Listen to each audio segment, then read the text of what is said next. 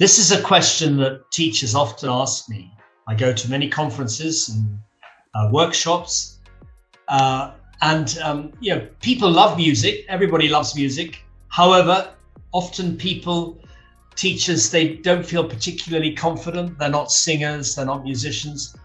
My answer is this: it doesn't matter.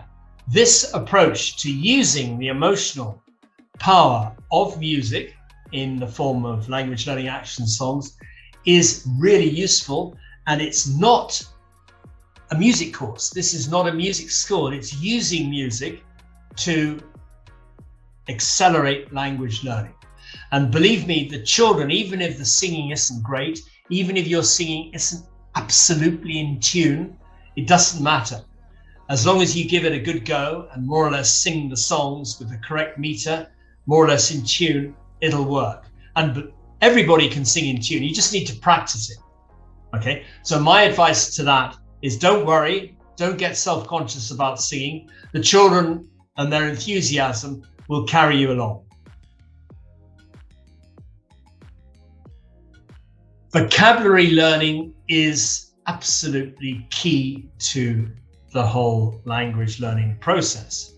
And it's not an automatic process of just repeating a word or a concept, maybe in the child's language, and then giving them the word or writing it up, getting them to copy it down, making lists of words. The vocabulary learning process is best done through an emotional attachment to the word in a context. And that's why teaching vocabulary, teaching new language in the context of an action song can be really, really effective, because the children won't forget the words.